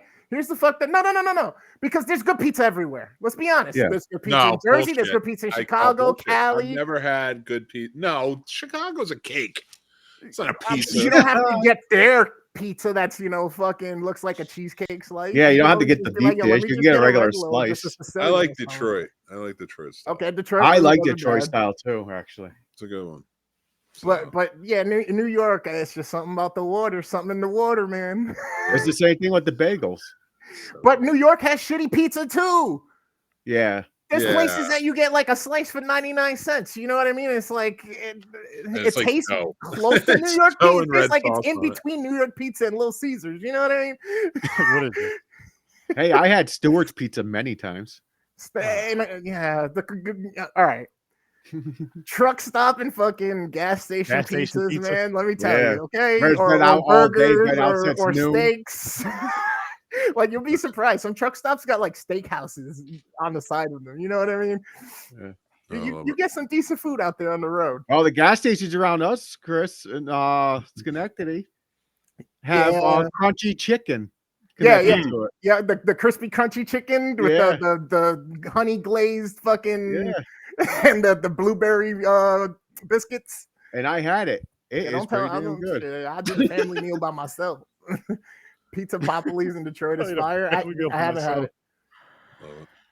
Holy shit. But yeah, I mean, I've never been to Detroit. Yeah. Reboots needed.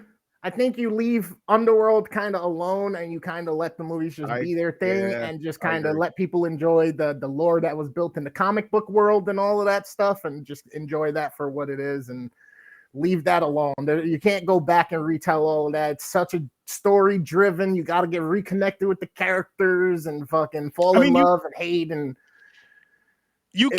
I'm not. I agree. It doesn't need to. It shouldn't be remade. I'm not saying it should. I'm saying if they did, I prefer a series over the movies. Yeah, I just wish they would have tightened it up when doing this one. You know what I mean? Yeah. That's like there could have been 7s. You know what I mean? This probably could have been easy 7, 7.5s, but they're like 4 or 5.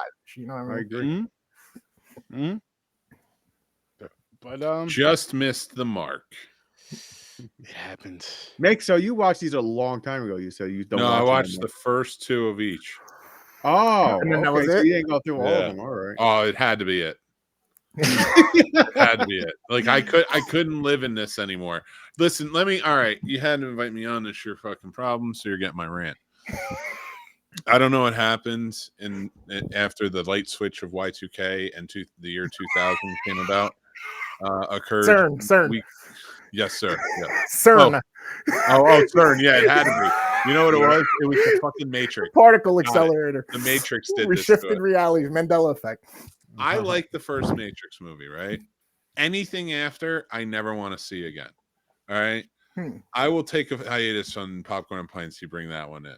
Because the first movie, Primo. Yeah, but Nick, hang on, time out. If you take a hiatus for Popcorn and Pints, you're gonna be punishing us all, including yourself. Well, I might watch Tree of franchise. Life over any of the Matrix sequels. What the hell's Tree of Well, Life? you know what?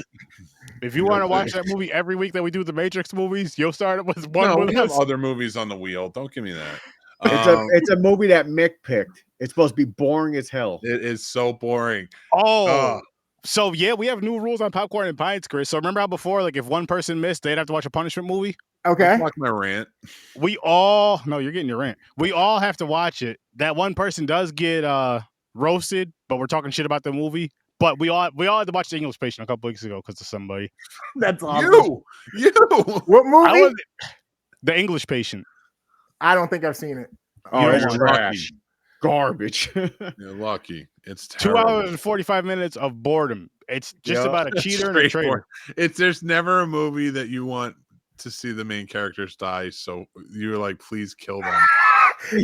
So we can get out of this movie. That's how I feel about Wesker. Kill this guy already. Oh, that was tough. Dude, That was a bad movie. it was about pilots in the Sahara Desert. That Okay. tells you anything. No, here's my fucking my rant about, and in the early 2000s. So once that light switch happened and the Matrix like influenced everything, what did we get? We got cold, dark movies. We got Battlefield Earth. We got The One. We got X versus Sever. Ballistic X versus Sever.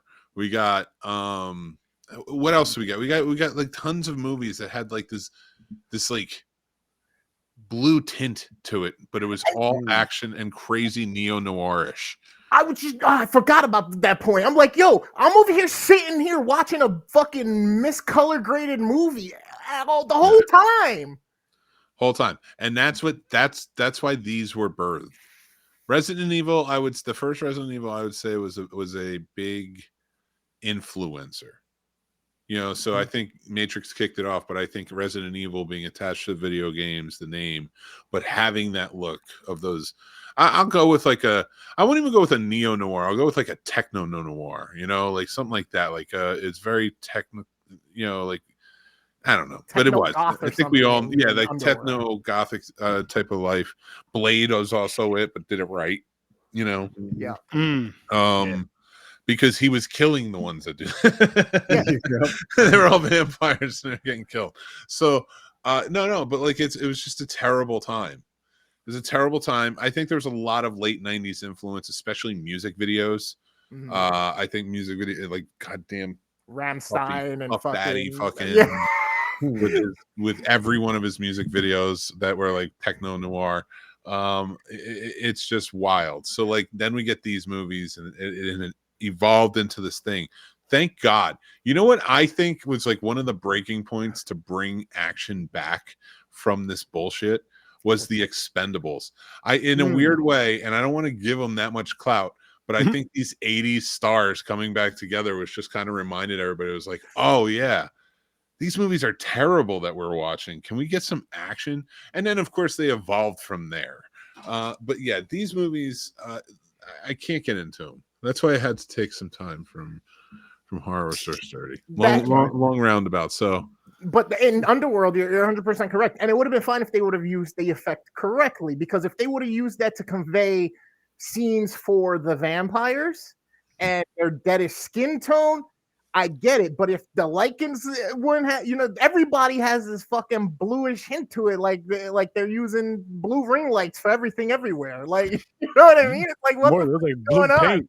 Some blue weird liquid or something. Yeah. And this hit the cutting floor, and it got approved. You want to watch a good movie? It's not a horror movie, but if you're ever interested in cinematography, and it's not like a great movie, but I enjoy it. I think it's a nice little romantic movie, and it's called A Good Year, and it's directed by Ridley Scott. Okay. And if you know anything about Ridley Scott, you don't have to love his movies, but they are going to look amazing. He's the same guy did Blade Runner, Alien. So like the guy knows how to shoot a movie. So when he did this movie, it was just like the thing I loved about it was like you get two sides of life. one in England and one in France. And in the one in England is very blue. It's very, the tint is there. It's dark. It looks not gloomy, but everything is sharp, but it has that blue tint that it's almost kind of like everything is shaded. Okay.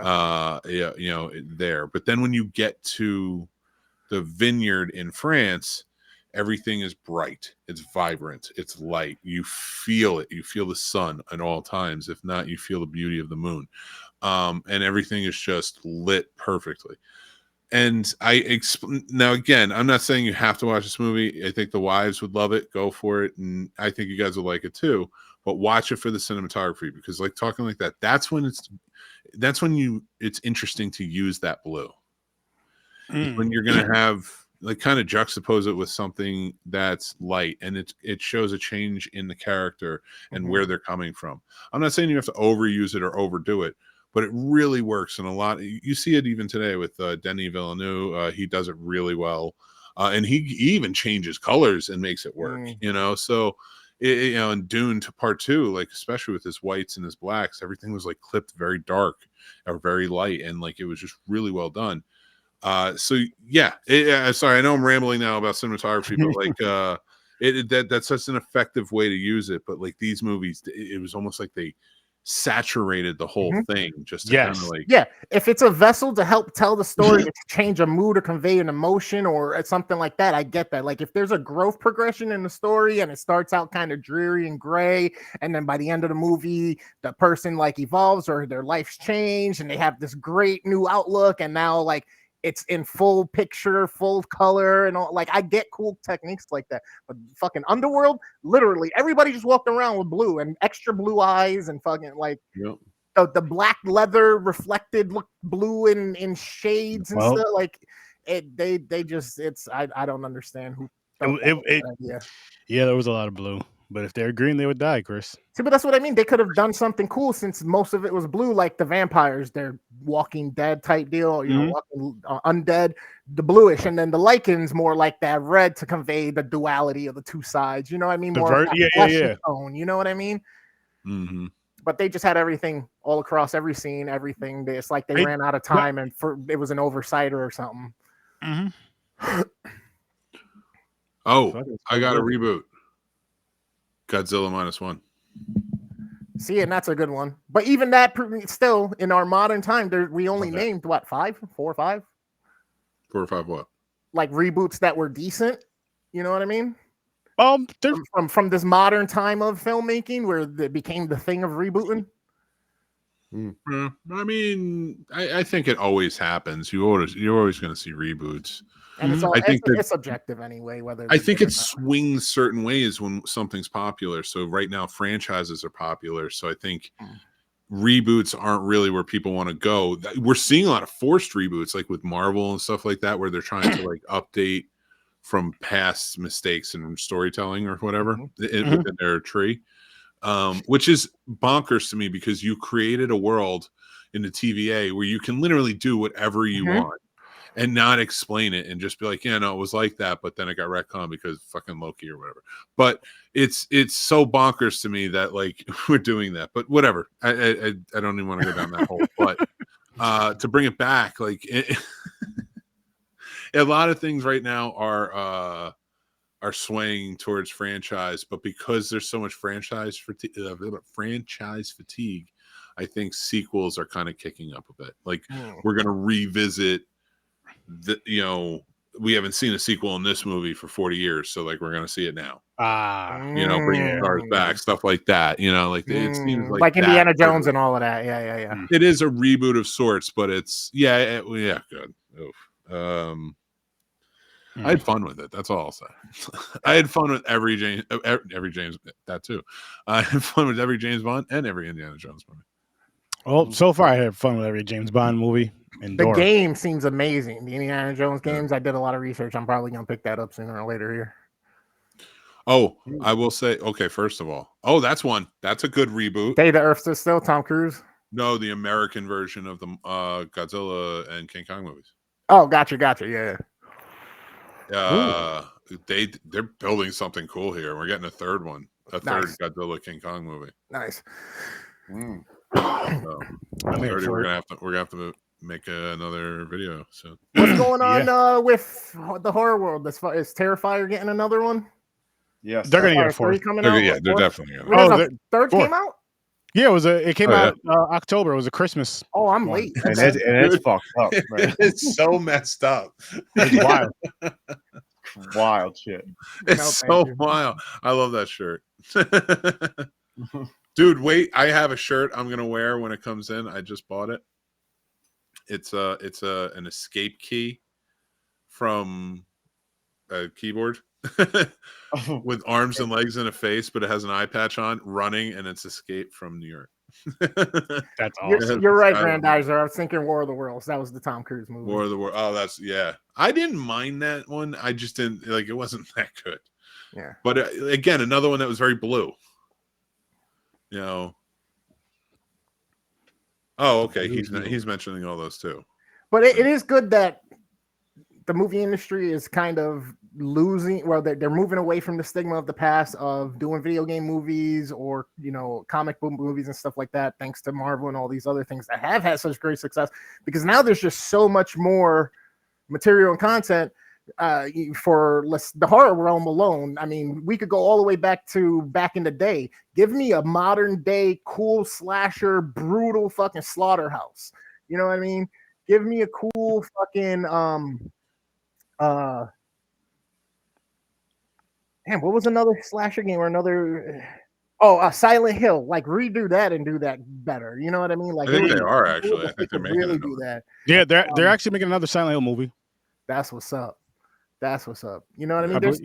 There's tons of horror games, and there's tons of things that even if it's not just a straight horror game that had horror elements in it, one that pops in mind is like Dino Crisis, and that's just a bonkers game. It's basically Resident Evil with dinosaurs and all that stuff, But at the same time, there's elements of that of surprise and jump scares and all this other stuff, and the survival instinct of it, of like managing your inventory and stuff like that. I feel like that's one of those things that movies don't really do that great in giving you the peril of like in a survivor situation like that, or like Last of Us, like scavenging and trying to look for ammos or food, or you know what I mean? Like I feel like if they can convey that in a balance on the mix of the trials and tribulations the characters are going for in a movie media, I think it'll be gangbusters worth the success, and people just stay in that story so much more. You know what I mean? Like I try to think of myself like, what the fuck would I be doing in this situation? You know what I mean? Like Train to Busan, or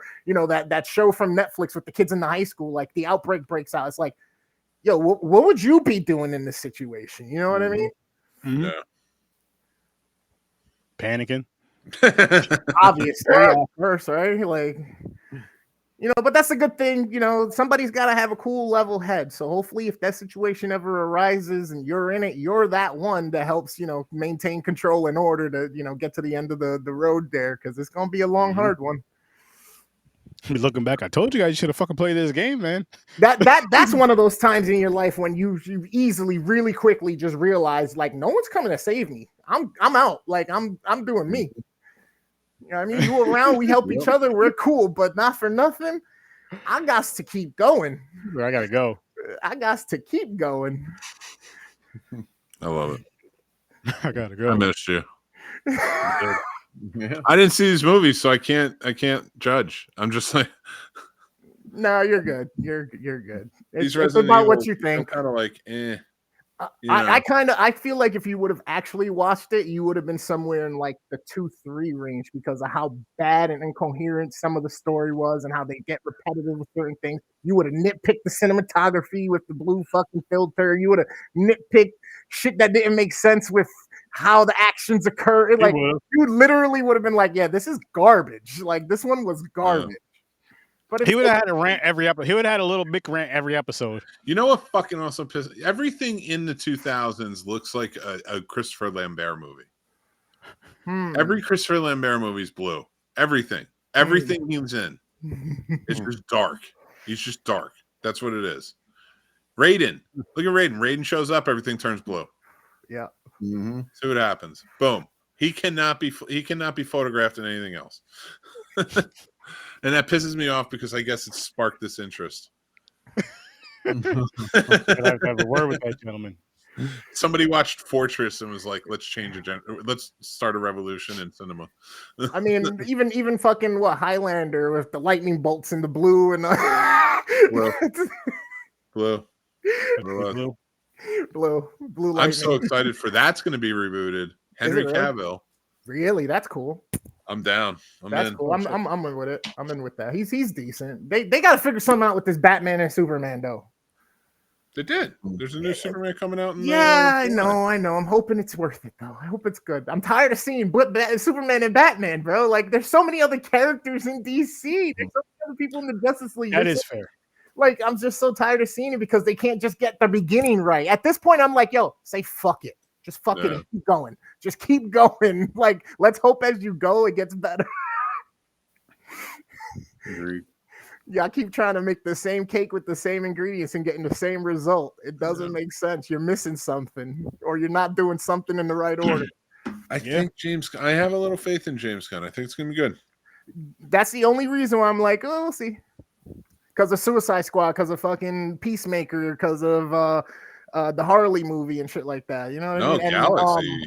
Guardians of the Galaxy. Guardians you know what I mean? Yeah, exactly. Those right there, and like he made a lot of good movies I enjoy, but those right there though, like I'm like, yeah, he can do it. Because his 3 movies and that Christmas special, are more tightly wound and perfected together, than anything else in Marvel, in my opinion. And I think he can do that. I think he's a fan of DC so much that he can do that there, and it'll be really effective. Nice. Great. Maybe they'll start to realize that you got to get somebody who knows the material and is passionate about it and let them do it. You know what I mean? Let them do their jobs. Yeah. We're gonna see. It's gonna get crazy. That's all I know. It's going to get wild. We're gonna be in our underwear. We're gonna be dancing on the ceiling. We're gonna be looking outside for pigs flying. Like, yo, the hell freeze over, pigs flying, because this was good. Yeah. We need a new good horror movie franchise though. That's for sure. I know Terrifier is on a rip right now, but I kind of feel like we're missing something. Something. I could take a break from horror movies, like horror movies. There's enough going on in the world, right? The world is enough. Yeah. And that's kind of why I stopped watching them, because I was like, man, I'm not feeling very good, and there's so much violence and anger in this world. Like, is this causing me more? Like, I love it. I mean, what are you gonna do? Maybe the ESRB was on to something back in the day, you know. Maybe they were on to something. Maybe there was a slight bit of influence, considering we call people influencers. Yep.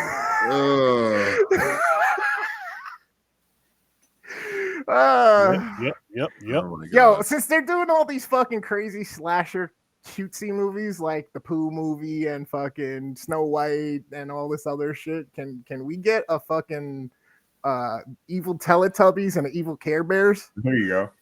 I want to see all the different styles of Care Bears and all the different styles of like rage. Like, one's mutilator, one's like. Yo, that'd be wild. They made a horror movie to Care Bears. That'd be crazy. The Teletubbies could be real sick and diabolical because they had the TVs in their stomach, so it's like they can go do some shit to someone you care about. Teletubbies was creepy anyway. I used to watch that. I'm like, what the fuck? They did that with. They did that though. They did that with the. Was it the Banana Splits or whatever? Yeah. Oh, Friday Night at Freddy's. Yeah. No, the Banana Splits. They did that. Oh yeah, the Banana Splits. That's right. Yeah. The fuck was the guy's name? The director. I don't remember. I forget. I liked it. I thought it was a weird, gruesome movie. Five Nights at Freddy was cool.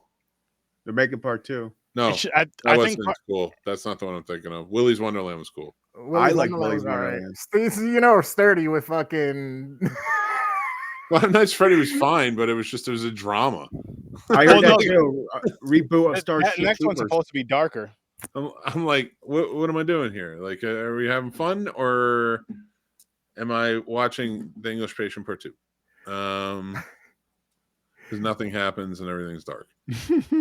Nice. Another Starship Troopers. That should be all right. I mean, Yes. what's wrong with the first Neil one? Blomkamp, who directed District 9, is Is it taking over. This is a reboot, right? This is gonna he's adapting it from the book himself. Oh, okay. What's A24's newest project gonna be? That I saw the other day a headline or something that they're taking. I mean, they got a lot of stuff. Aaron, brewing, didn't I but- just send something about A24 in the group or to you? You don't know say. I don't remember. I don't know. Our group? No, I I posted a forgot video where I about was talking about. A24 is coming out. I forgot what the fucking movie was. I was surprised that it was them because I'm like, aren't they really known for more like horror and dramatic films? Which, by the way, I went and saw what is it called? We Live in Time with the kid that plays Spider-Man with And Florence Pugh.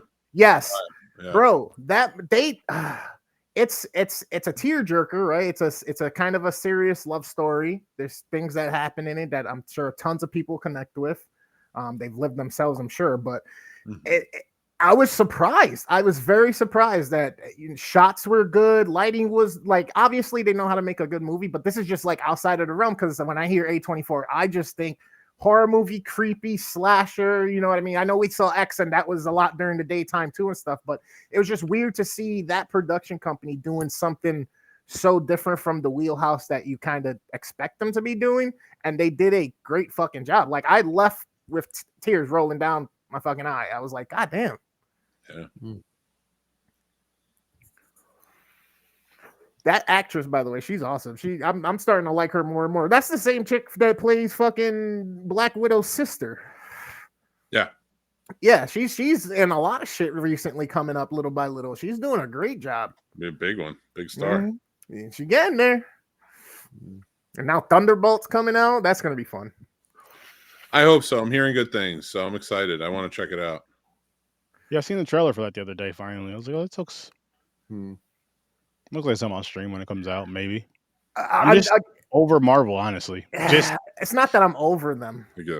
I just need to like. I don't know. I'm hoping this next stage kind of gets it back to that same feel of excitement and anticipation and vibe that we had when they first started with MCU, where we were wanting to see the movies every couple months. You know, May, June was crazy every year for like 7-8 years. You know what I mean? It was their time. Like, it doesn't care who you are or what you got. If it's coming out, you know, you kind of fucked because you're up against Marvel there. So I want them to get back to kind of that vibe and feel. Like, I get it. Well, Hollywood's dying right now. They ain't having anything at the moment. Yeah, but we'll see. But then that just means, again, like we said before, like even like with the strikes and stuff, then other people who are ambitious like us who got a camera can just go try something and see what that's they can do. That's what's going to be. It's going to be. It's just that. I think that's what the industry is ultimately going to become. Will you have a movie industry? Of course. There's always going to be like sort of a centralized thing, but it's not going to be as big as it was. But right now, especially, and not getting political, but it is a movie-based thing, with China blocking all movies, U.S. movies from playing. This is the summer season. That's huge. That's a big deal. And there was a huge shift to a lot of production being done over in fucking China anyway for years and years and years and years. So it's tough. What are we going to do? Go to Bollywood? But that's gonna, like, Hollywood's already dying. Cinemas have been slowly getting slower and slower, and it's sad. It's sad to see, but and with Hollywood, they've created this thing, this sort of monopoly in a way that's just sort of collapsing in on itself because you've taken over so much. You've allowed no new creativity to really come in, and you are literally strangling the creativity that you have. All the creative types that you have there, and either draining it out of them or drying them out and making them leave the industry completely. And it's wild. It's wild to me that it's just this amount of greed and is just destroying this industry so much. But you're right, Chris. It allows for an indie boom, and that's what I do love. A good indie boom. And I would love to see that happen. Which maybe it'll bring us back to really good storytelling. Yeah. With these films. Because with the indie thing, I mean, because we pay attention to that because where we are. I mean, not all, but a lot of them, like the ones you really pay attention to, they have to, if the visuals aren't that great, they have to at least have a good story. And I'm Or you're saying this. Sorry, go ahead. No, I was gonna say, are you not gonna be too interested in it? If it could look. I mean, we've seen Hollywood films that look gorgeous and the story's garbage, and you're like, okay, it was beautiful, but what the fuck? Yeah. Yeah. The flip side to the coin on that though is like, the creator can either choose to take its time and get it right, or they're gonna feel like this is the gold rush, this is our opportunity. So there's gonna be a lot of rushing stuff, and it's gonna cause a lot of like mediocre stuff to be put out, and it's kind of like. But you accept it, and if it's good, it's good. If not, you know what I mean, type deal. So it's kind of a double-headed sword, or two-sided sword. Because I get where you're coming from with that, Chris. Because there's always that when there's change, as far as, let's just say, with creation, when there's something new that's coming, some sort of, whether it's music, movies, whatever. Mm-hmm. But at the same time, those that sit back, study, take their time, kind of learn from the mistakes that people are making that are rushing out there, are going to be the ones that last and stick around anyway, because they're like, okay, this person did this. Like, say, for example, with the oh fuck, well, like, how people can use Mickey. What's that? What am I thinking of? Like the copyright shit, whatever that is. Yeah. Once the copyright runs out, and how people were just jumping. You see how some are just jumping it for like every little thing that's coming out, and then there's a few people that are just like, let me just wait and kind of really create a story around this, make my own story around this, not just throw something out there just because we can, and boom, and those are the ones that are really going to stick around. Yeah, in my opinion. Yeah, and it's going to come down to you being able to see the difference in the quality and the care in the product, right? Because somebody loves it, they're going to spend that time and attention on it, even if it looks like it was done rushed. If they hit all their, T's and dot all their I's, it doesn't matter if it's rushed, as long as the quality product's there. You know what I mean? So everybody's going to be doing things at different paces. But again, like, I feel like there's going to be a bubble of all of this influx and saturation eventually, but it'll wean itself out like everything else. Survival of the fittest type. Definitely. But, okay, so there's an old saying in filmmaking that I don't know who said it. I'm regurgitating it, and it's not a smart thing or anything like that. But like, I always thought it was clever. Was that you can have a cheap movie. You can have a fast movie. Yeah. Or what was the third one? You can have a good movie. A good movie. You can have two of those. Which ones do you want? Yeah. And it really is when one thing's always not going to match up. Like it's like if you make a fast and cheap movie, it ain't gonna be good. Yep. But if you make a cheap good movie, you can go places. If you make it takes some time. Fast, good movie, you can go places. You can make some money. Yep. Like it all depends on where it's at. But if you make that goes with anything in life. You want to build a house, you want it fast and cheap, you better be ready for the shit that's going to come your way afterwards. You know what I mean? Your mechanic, your chef, your food restaurant. Anything, you want your steak want fast and cheap, go ahead. If you see even steak, like, you never know. Yo, with all of it, just because Mick's been on this bit of political kick lately and all that stuff. Yeah, I'd be watching you, I'd be seeing you. I see you No, I know, no. Believe me, I know you're not like trying to get into all of that. I get it. Do you think with like all of this, and this is directed to everybody, obviously, with all of the kind of world that we're living in, where there's attempts at censorship and trying to kill apps and trying to do all this stuff, do you think eventually one day somebody might come for our horror genre? You know what I mean? Just be like, nah. Do you think that'll be a time when video games start to go? Do you think we're headed there because of it all? Part of the plan. You know what I mean? And that's the tough part. So it's like, if you had to gauge, if you could have some foresight into the future, like how far would you think we are from that point where so maybe not the president. The president is sort of the forefront of the agenda and he's calling shots. But that Project 2025 is a Christian nationalist-based agenda. And not to get into specifics of it all, but like, yes, there's a ban on porn to be called for, which is already people have put legislation in there to be voted on and stuff like that in certain states to finally get it out there. They want to drum up old stuff. They've already talked about overturning same-sex marriage. They've talked about so much, but regardless, like to say that they're gunning for porn. They want the First Amendment as long as it applies to them. And why do I say it applies to them and where it should apply to all of us? Meaning that if they don't agree with it, it's deemed outside of that purview. So, and it's disturbing, of course, to say the least, but it's when you look at this and like what's going to come next, like a lot of people ran on like a lot of OnlyFans workers and a lot of restaurant industry, bar industry, stuff like that ran on like, oh, there's going to be no tips, and voted for that. And in reality, that was never going to be the case. And many times they're trying to outlaw this, that, and the other thing, like OnlyFans, porn, things like that. They're coming for, they're already trying to cancel PBS. Which is NPR. Crazy to me, so which is absolutely nuts to me. And now they're going after Miss Rachel. You know, so like there's these things like they're going like of course they're coming after horror. Of course they are. Comedy was always like one of the biggest truth tellers in reality. And now that's even become so skewed because of comedians that align in this way that just spew the lies, and that's fine, and it's all part of the comedy. And then at the end it's like, well, I'm just a comedian, you know. It's like great, but then you have but you have your paragons of it and such. But another one with comedy being that horror has always been sort of based in societal realities. It kind of woke people up in certain times, and that's why we always see the change in the evolution of horror.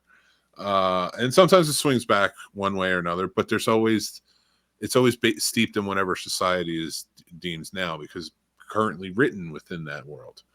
And that's what I love about horror. It's almost like a mirror to society, even more so than what comedy does. The comedy, I think, makes fun of what we should be awake to.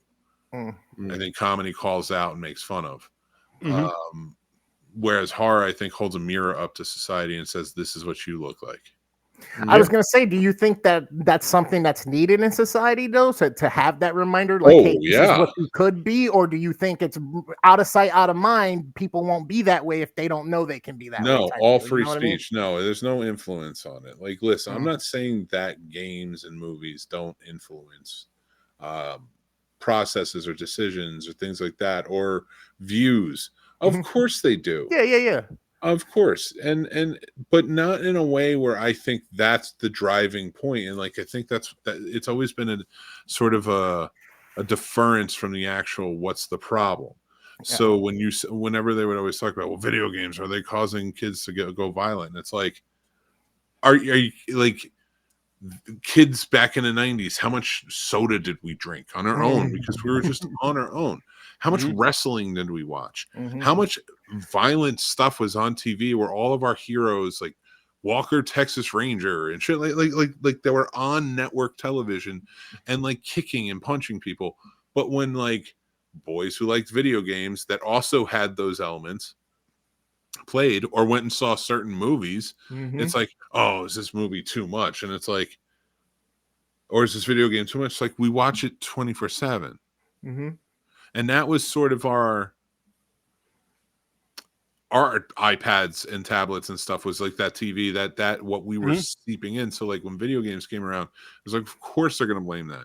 And of course they always blame horror. It's anti-Christian in their eyes. When in reality, again, I think it's more Christian than you see in Christian movies, because it's disingenuous in Christian movies the way they are. It's you either have to accept God or you're not going to redeem yourself. Whereas with horror movies, it's you have to drudge through hardships to redeem yourself, to get out of this, to come out to the other side. And you have to, and horror in life is real. It's not something you can just pray away. You hit that point on the head with, for their advantage or for their convenience, right? Because then why don't we make the argument that, okay, if all of the things we're exposed to is influencing us, that means you're trying to influence us as well. Duh. So and let's be honest, you go to war. Mm-hmm. That's a hell of a lot worse. That's a hell of a lot worse than me playing a video game. You really kill people. That character on the screen, that was just another character. They stopped saying that about video games when they realized that video games help kids who grew up on video games who joined the military generally work well as drone operators. So like faster reflexes, they have good reading comprehension, it's like puzzle solving. There's so many great things and aspects to playing video games and stuff like that. And now people, I mean, just a couple of years ago, somebody got into professional racing by winning a contest of all gamers that race on race sims, and he became a professional driver out of this contest for just playing Gran Turismo on a fucking sim racer.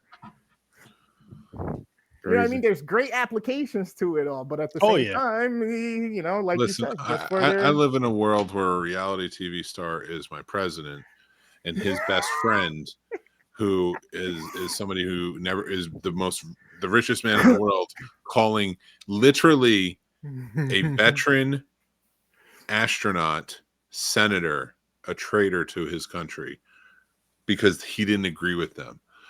That's the logic I live in now. That's my reality of life. So do I think they're coming after horror movies? Yes.